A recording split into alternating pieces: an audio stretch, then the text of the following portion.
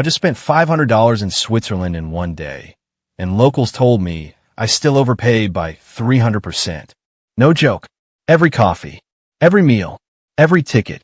I was hemorrhaging money while Swiss locals were getting the exact same experiences for basically free. And here's the part that made my stomach drop. The entire system is designed this way on purpose. But wait, before we begin, please subscribe to ensure that you never miss out on any of my essential stuff. Comment, I subscribe below, and I will personally welcome you to our community. With that said, let's get started. Let me break down exactly where your money's going and what locals do instead. My first mistake, paying for something Swiss locals get completely free. Picture this. I land at Zurich airport, jet-lagged, exhausted. I see a Starbucks. Safe choice, right? I order a coffee and grab a breakfast sandwich and a couple pastries. The total? $47. I literally laughed out loud at the register. The cashier didn't even blink. She just said, "Welcome to Switzerland." But here's what she didn't tell me. That $12 coffee? Locals don't buy it. The $8 bottled water I grabbed? They think you're insane if you pay for that. Because Switzerland has over 1,200 public fountains in Zurich alone, and every single one has free drinking water that's cleaner than most bottle brands. According to the Swiss Federal Statistical Office, their tap water quality ranks #1 globally. Locals walk around with refillable bottles. They fill up at fountains. They ask for tap water at restaurants, which is free by law, but tourists never know to ask. I spent $47 on breakfast. A local would have spent maybe $8 at a bakery, filled up their water bottle for free, and called it a day.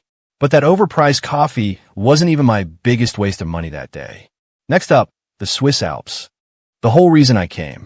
I'd seen 1,000 Instagram photos of Jungfraujoch, the top of Europe. It looked magical. Snow-capped peaks, that iconic railway, the viewing platform in the clouds. So I booked it. $180 for a round-trip ticket. I was so excited. Until I arrived. There were over 2,000 tourists crammed into that viewing platform. I waited 45 minutes just to get a photo at the iconic spot. The indoor area felt like a shopping mall. People were shoving past each other with selfie sticks. The alpine air I dreamed about? Yeah, I smelled sunscreen and someone's tuna sandwich instead. I felt scammed. That's when I met this local hiker on the train back down. His name was Andreas. He asked me how I liked it, and I tried to be polite, but he laughed. He said, "Let me guess, you paid $180, waited in line, couldn't find a quiet spot?" I nodded. He said, "Tourists love Jungfraujoch. Swiss people? We stopped going 20 years ago." Wait, what? He showed me the numbers. A 2024 Swiss Tourism Federation report found that 89% of Jungfraujoch visitors are foreign tourists. Only 4% are Swiss residents. Locals literally call it tourist trap peak. Andreas told me if I'd bought a burner Oberland pass instead, $250 for 3 days of unlimited access to 45-plus mountains, local trains, and authentic villages. I could have explored places like Schilthorn or Brienz-sur-Otthorn. Equally stunning views. 60% fewer crowds. 40% cheaper. I felt like an idiot. But nothing, and I mean nothing, prepared me for what happened at lunch. By now it's midday, and I'm starving. I'm near Rhine Falls, this massive, gorgeous waterfall. I spot a restaurant with Swiss flags, pictures of fondue, the whole vibe. I walk in. It's empty. Like, completely empty. Just me and one other couple. Red flag? Maybe. But I'm hungry, so I sit down. I order the traditional cheese fondue. It's Switzerland. Gotta do it, right? The waiter brings it out. It's fine. Not life-changing, but fine. The bill? $95. For one person. For fondue and a drink. I asked the waiter, "Is this normal?" He looked uncomfortable. He said, in broken English, "This is tourist area. Locals, they don't come here anymore. Too expensive. Even for us." That hit me hard. I looked up the data later. A 2024 Zurich Consumer Protection Study found that restaurants in tourist zones charge 180 to 320% markups compared to residential neighborhoods. That exact same fondue I paid $95 for. In a local district 15 minutes away, it costs $32. Here's what locals actually do. They walk 10 to 15 minutes away from any major landmark. They use Google Maps and filter reviews by German, French, or Italian. Not English, because those are tourist reviews. Or they use apps like Too Good to Go, where restaurants sell surplus meals for 50 to 70% off at the end of the day. Or, and this blew my mind, they just go to Coop or Migros, which are like Swiss grocery stores, and buy restaurant-quality prepared meals for a quarter of the price. I paid $95 to eat alone in a restaurant that locals abandoned. But here's where it gets worse. Let's talk about my hotel.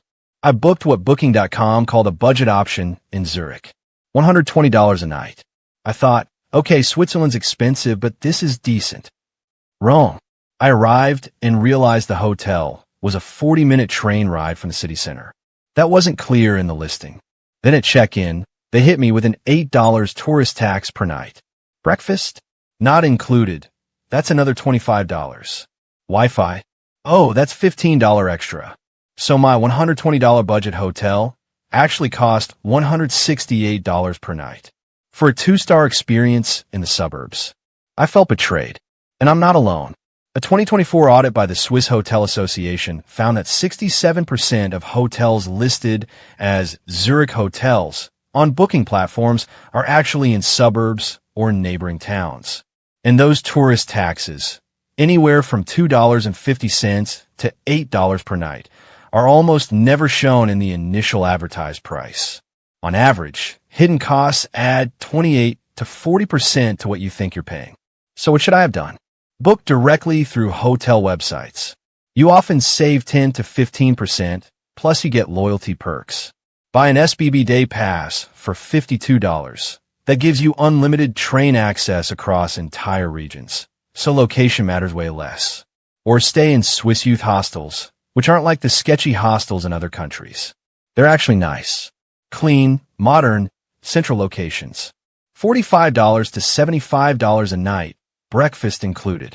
I could have saved $600 across my whole trip just by knowing that. But wait, there's one more thing, and this one made my blood boil. Every single thing I bought in Switzerland had an 8.1% VAT, value-added tax. I saw it on my receipts. I figured it was just like sales tax back home. No big deal. But then at the airport, I saw a Swiss family at the tax refund counter. They were getting hundreds of francs back. I walked over and asked the staff, "Wait, can tourists get refunds too?" She said, "Yes. If you spend over 300 francs in a single transaction, you qualify." But most tourists don't know, so they never claim it. I checked my receipts. I'd spent enough to get back over $200.